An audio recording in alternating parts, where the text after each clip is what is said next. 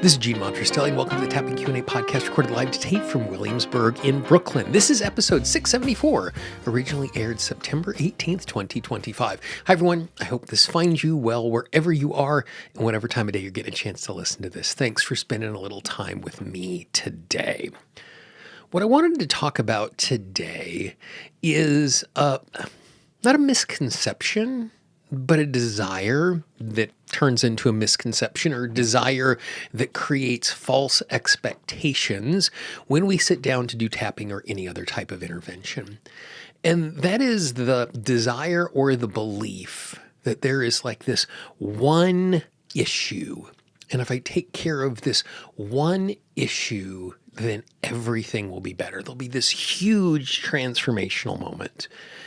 And the reason that this idea exists is multifaceted. The first is most of us have been in a circumstance where we've had some sort of eureka moment. And it could be something intellectual where you get a new piece of information, or it could be something transformational. We're sitting down to do some tapping and something is cleared and all of a sudden the world goes from black and white to color, or all of a sudden something that was heavy feels light. And we hear stories. When people tell their story, I was struggling with this thing and I cleared this thing and everything in my life changes. And I think about, there was a series on the television channel VH1, which was a music television channel. And they had this series called Behind the Music. And basically what Behind the Music is they were these 45-minute little documentaries about bands and their history. And the beats of those were very consistent over and over again. Struggling in obscurity, big transformation, rise to fame, blow up inside of the band, crashing down, resolution, and growing old in happiness or sadness. And the reason why those stories felt the same over and over again is, for a television show to work, it needs to have a compelling narrative to it. It needs to have a story, a beginning, a middle, and an end. That's why we stay with it. And oftentimes, when we talk about our own lives, we do that. We narrativize it in such a way where there is an issue, where there is a beginning, and for tappers, oftentimes that's an initial sensitizing event. This thing happened and we do the movie technique and we work on it. And then there's this period of time where we are impacted by that initial sensitizing event. We hit rock bottom. When I tell the story of how I came to tapping, I have a moment where I go, and that was the rock bottom moment in which I decided to do something. And there is some truth to that. And then there is the healing and the release and what comes after. And that is neat, and that is tidy, and it's a great way to communicate. And again, I do that all the time in the emails that I send and the stories that I tell here in the podcast. There's a beginning and a middle and an end.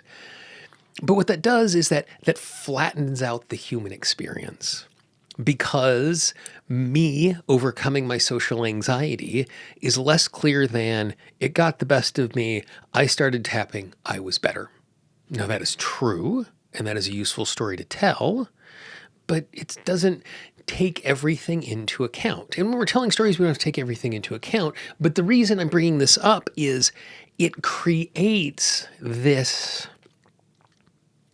misunderstanding or this expectation. There's going to be one thing, and if I find that one thing, and oftentimes we're in a circumstance where we have a thing that defines our life. My friend Pamela Bruner always talks about, what's the story that defines your life? And it could be, I'm not good enough, I'm not worthy, something like that.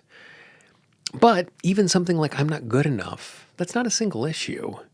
That has all of these dimensions and facets to it. And when I sit down on accepting myself, there is accepting myself at home, at work, in relationship, being seen, being on stage, working on something I'm good at, working on something I'm bad at.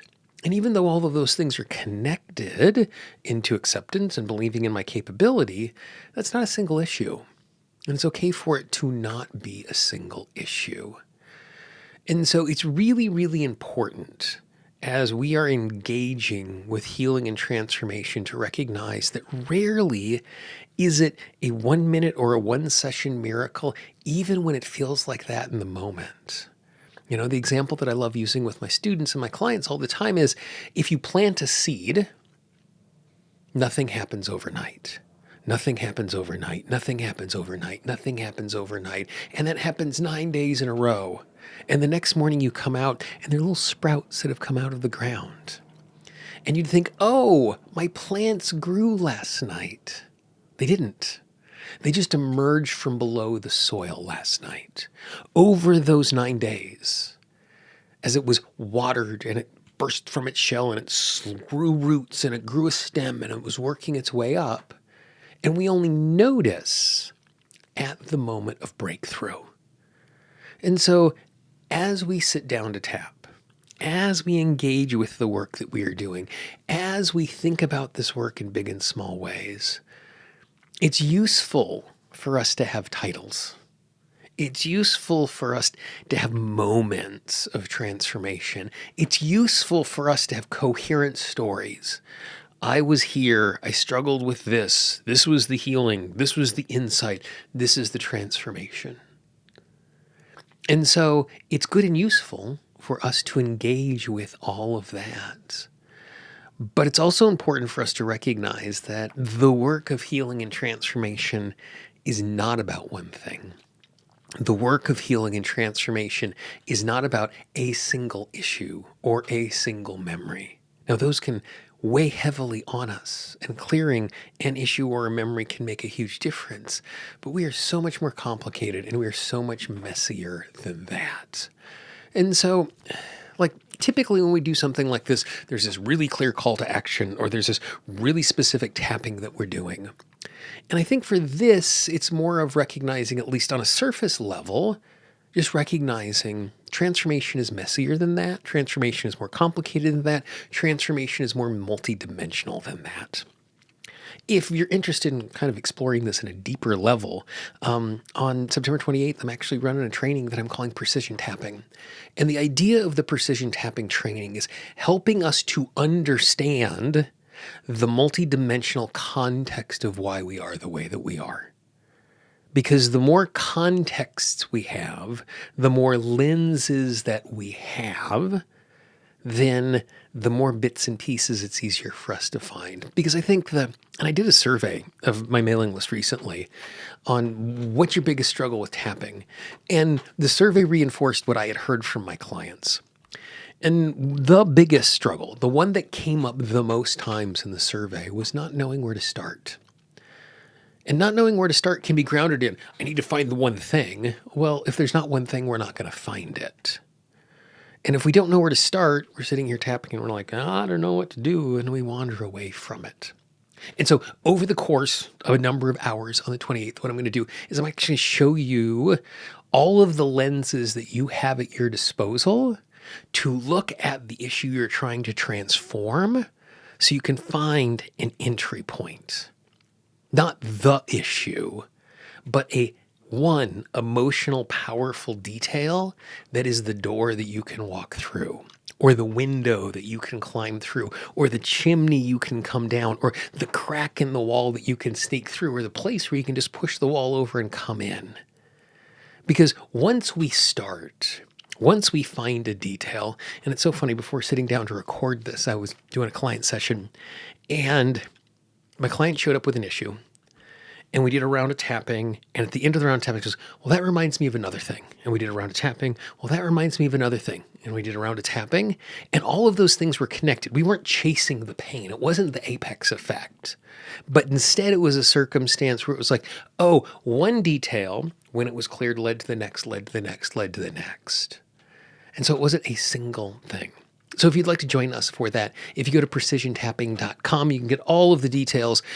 There are only 100 seats available, so you want to check that out right away. It's going to be an awesome, awesome training. So be easy with yourself. It's great if it would be so pretty. Oh, wouldn't it be pretty if there was just one thing? If my work was find that one issue, clear that one issue, and everything was great. But the reality is we are more complicated than that. And so it's useful for us to be able to approach it in this way. Now, two final things that we do at the end of every single episode. Number one, I got this idea from Alex Schmidt. He hosts the podcast with Katie Golden called Secretly Incredibly Fascinating, one of my favorite, nerdiest, geekiest podcasts. At the end of every single episode, Alex shares a random number generator in a past episode. So I've been doing the exact same thing. Before I hit record, I went into my random number generator at random.org, and it gave me episode 462, which is tapping for the difference between judgment and evaluation. Those two words are so key and so powerful. If you are trying to do something where other people are noticing you, you want to put something out in the world, you want to create something, you want to show up in a new way at work, you want to engage in a relationship in a new way, this is essential for you because it's going to help you to understand and get a hold of some really, really powerful ways of vocabulary that's going to give you insight when you sit down to tap. The second thing is, if you know someone in your life who could appreciate a conversation like this, please pass it along. Don't spam your inbox, but you might know one or two people who would really appreciate a conversation like this. Please be our ambassador. Pass it along. We always joke about the fact that our marketing budget is your word of mouth. As you look at the screen right now, you can actually see the entire Tapping Q&A archive. Click on that playlist, dive in. If 462 is not the one that is right for you, I'm sure you can find something that is super, super useful in that particular archive. And I look forward to talking with you and tapping with you again real soon. Bye-bye.